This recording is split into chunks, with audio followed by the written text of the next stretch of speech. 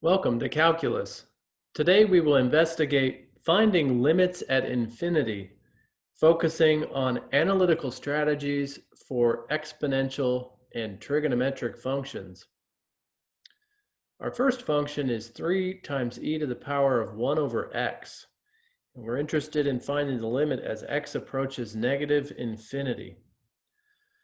So, like we had done with our previous examples, we can approximate direct substitution to see if that will help us evaluate the limit.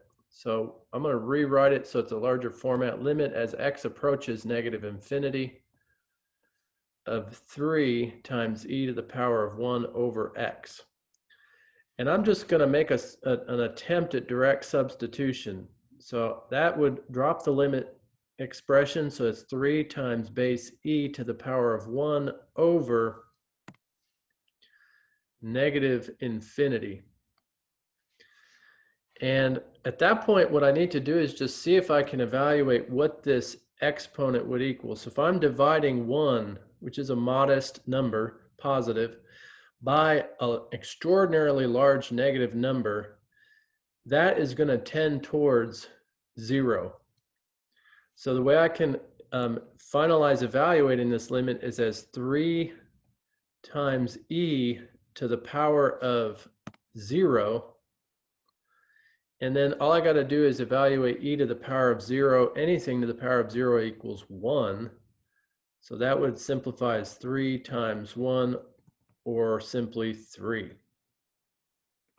So we can use that analytical strategy in conjunction with direct substitution on this example. In fact, anytime we can get that x variable trapped in the denominator of a fraction, that's really when we can use that approximation of direct substitution with infinity or negative infinity.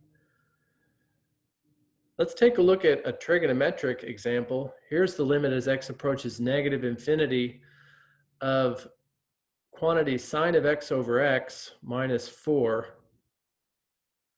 So what I'll do is I'll apply my limit principles to split this difference into 2. So I'm going to write this as the limit as x approaches negative infinity of that fraction sine of x over x. And then I'm going to say that it's plus the limit as x approaches negative infinity of negative 4. So apply the limit properties just to write that single limit, which was a difference, as 2 limits that I'm adding together. So one of those I can evaluate really quickly. It's this one in blue. The limit as x approaches negative infinity of negative 4 is always going to be the same, negative 4. So really what I need to figure out is how to treat this one in purple. Limit as x approaches negative infinity of sine of x over x. So the trick with this one is that if I try direct substitution and put negative infinity for x, let's try it. So sine of negative infinity over negative infinity, I could make the claim that this seems to go towards 0. But the problem if I try to do that directly is that this numerator oscillates back and forth across its entire interval from between negative 1 and 1. And so it's kind of a moving target. It's hard to say what that's going to be. So there's different strategies we could take there. But this is a good instance where we could use the Squeeze Theorem. So recall the Squeeze Theorem says that if I've got 2 functions, let's call it g of x, which is less than my given function f of x, so that's going to be our sine of x over x. And we're saying that that's going to be less than or equal to a third function, h of x.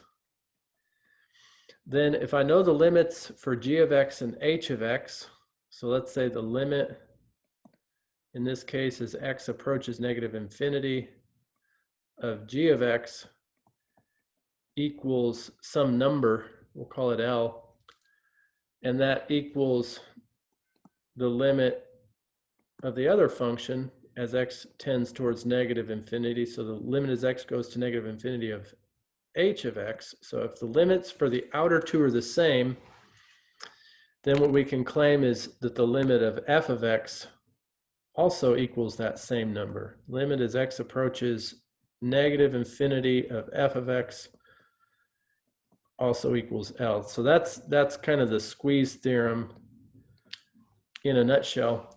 So the trick with the squeeze theorem is to find these two functions, g of x and h of x, the two bookends, so that middle function's y value is always between them.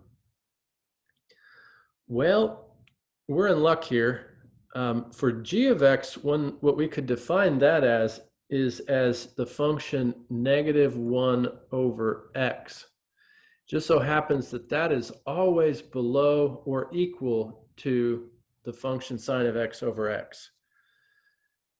For the upper limit, see if you can guess what that might be. I'm going to get rid of this sine of negative infinity over negative infinity. The upper one could be the function +1 over x. Those values are always greater than or equal to that middle function. So it turns out that we can, and really we're thinking on the left side, so we're always going towards negative infinity. I know the rational function has opposite branches. So really all we need to do is figure out what's the limit of -1 over x, what's the limit of 1 over x as x goes to negative infinity. So let's take a look there.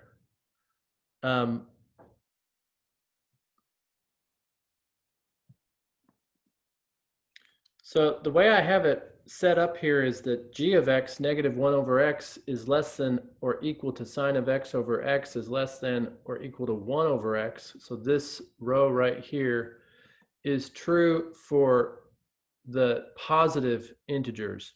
So this would be true from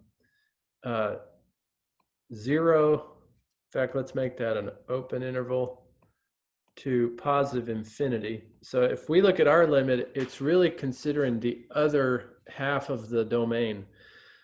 So what I'm going to do is I'm just going to switch this. And what I'm going to place is I'm going to put that negative on the right one. And we'll see in a minute when we look at this graphically why we need to do that. So we're really considering this interval. It's negative infinity up to 0, up to the origin. So what I want to do is just kind of say what should these limits be for the outer two functions, see if they're the same, and then we can make the claim that the limit for sine of x over x is that as well. Let's do the limits first, and then we'll look at the graphical situation. So the limit of g of x, which is 1 over x, as x approaches negative infinity, if I use direct substitution, I'm really looking at the fraction 1 over negative infinity. And so again, if I have a modest small number divided by an infinitely large number, that equals 0. Let's do the same for that other outer function. So the limit as x approaches negative infinity of h of x, which is -1 over x.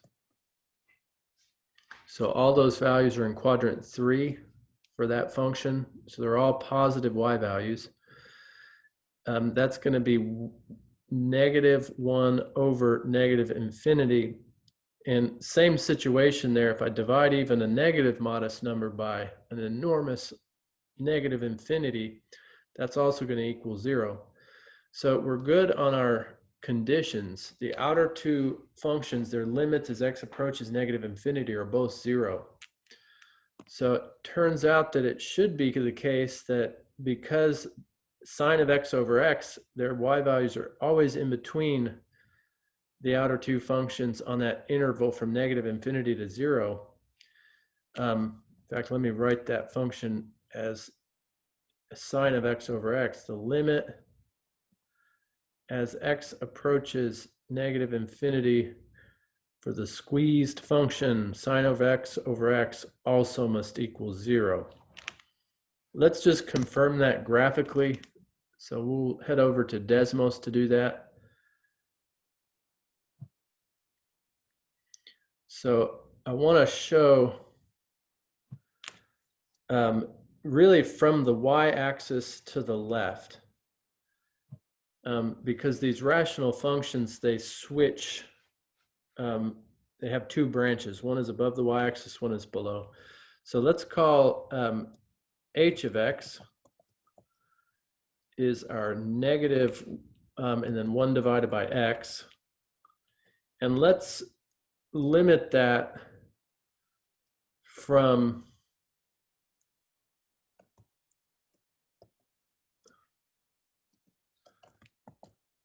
in fact, let's do this, comma, x is less than or equal to 0.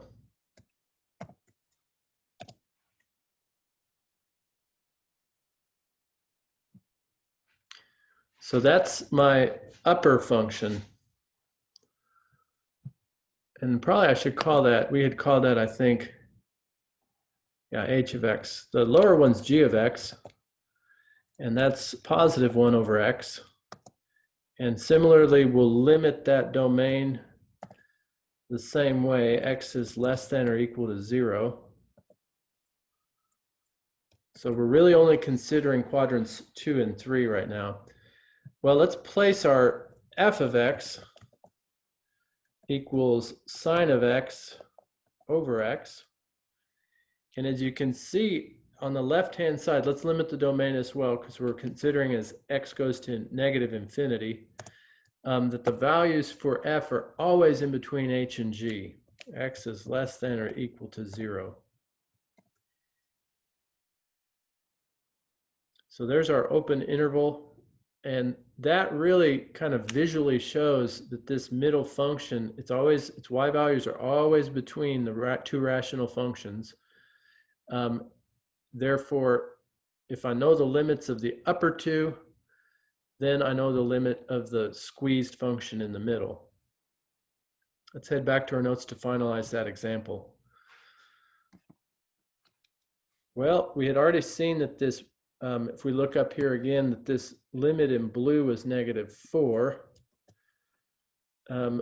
We just saw from our work with the squeeze theorem that this limit in purple is 0. So we're ready to finalize our limit expression. So this is now equal to 0 plus -4. And that gives us this value that the limit of the whole function as x goes to negative infinity is -4. So that was with sine of x over x. Let's investigate another trigonometric function using a similar strategy. So this one's the limit as x approaches positive infinity of now cosine of x over x plus 1. We'll use the limit properties again to split that single limit into two limits that are added together. So the limit as x approaches infinity of cosine of x over x plus the limit as x approaches positive infinity of 1. So just taking a look at those two, the one that we can evaluate immediately is this one in blue. So this equals something plus limit as x goes to infinity of 1 is 1. So again, my work is mostly with this limit as x goes to infinity of cosine of x over x. But again, what we can apply is the squeeze theorem with our two rational functions again. So let's set that up. Our g of x, in this case, we want the one that's going to have its branch from 0 to positive infinity, because we're going to positive infinity for this example. So we're going to assign this one as negative 1 over x. And that's less than or equal to f of x, which is our function here, cosine of x over x. And that's less than or equal to what we'll call h of x, and in this case 1 over x. So we just need to find the limits of these outer two first. So the limit of negative 1 over x as x goes to positive infinity, using direct substitution, negative 1 over infinity. And if I divide a modest number, a finite number by an infinite number, it's 0. And when I cross-reference that with the limit as x approaches infinity of the other side, positive 1 over x, that's also 1 over infinity with direct substitution, and that also is 0. So the claim is, hey, the limit as x goes to infinity for cosine of x over x should also equal 0. Let's just confirm that cosine of x over x is always between those two functions. So again, we'll make use of Desmos here. And we'll clear out our previous functions. Now we're going to take everything to the right of the y-axis, quadrants 1 and 2. So in this case, g of x is going to be negative 1 over x. And we're going to limit that to x is greater than or equal to 0. So that's the lower function. Let's put the upper function, so h of x equals positive 1 over x, again limited to the positive and 0 x values. So there's our upper function. And then our function f of x is now cosine of x over x. And as you can see, when I limit that particular function to x is greater than or equal to 0, its values are always between those two rational halves.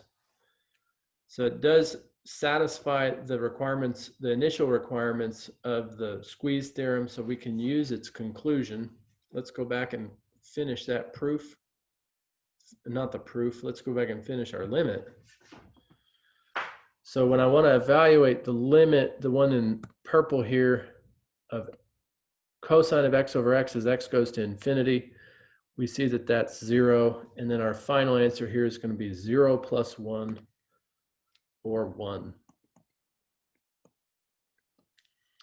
So two nice applications of the Squeeze theorem. We can use that theorem as a analytical strategy when direct substitution kind of fails. It's particularly good for these functions that oscillate. So sine of x and cosine of x, they both change their values as x goes to infinity. They go between negative 1 and 1. Well, let's take a look at one final example. So here's the limit as x goes to negative infinity of x over sine of negative 2x. So again, what we can try is some direct substitution, but what I notice is that we really have this same problem in our denominator. If I do the direct substitution, it'll be negative infinity above over sine of negative 2 times negative infinity. So that's basically positive infinity. Sine of positive infinity. So the problem again is that this denominator oscillates or goes back and forth infinitely between -1 and 1. And the problem here, it wasn't such a problem in our previous example, but here what that does is it creates discontinuities. Because if you think the culprit between -1 and 1 is 0. So as it oscillates, it's going to hit 0 in between -1 and 1, and it's going to create vertical asymptotes infinitely. Let's take a look at the graph real quick just to see that feature of the function. So notice this function, although cosine of x oscillates, it's in the numerator. And so it's okay, 0 is okay in the numerator. It just means that it's going to hit the x-axis at 0 several times, several infinite times. But when I type in this other function, f of x equals x over sine of -2x, it shows that infinite occurrence of vertical asymptotes. And so if I zoom out, I'm interested in negative infinity here. Well, the function just oscillates infinitely. And so there's really not a specific y value that it's headed towards. It kind of looks like the absolute value function kind of reflected across, and as we zoom farther out, it almost becomes solid. But those are infinite vertical asymptotes. So how do we treat the limit? Let's head back to our limit on the note screen. Since this function has this quality where it oscillates between -1 and 1 and hits 0 infinitely, creating all these vertical asymptotes, what we would say is that the limit does not exist. And the reason that we would give is that oscillation. So it's worthwhile just to notice where the trigonometric function is. This one had the sine function in the denominator. So that very fact made this limit not exist. Our previous two had the trig function in the numerator, and that made all the difference. Thank you for joining for these examples on finding limits at infinity of exponential and trigonometric functions. See you soon.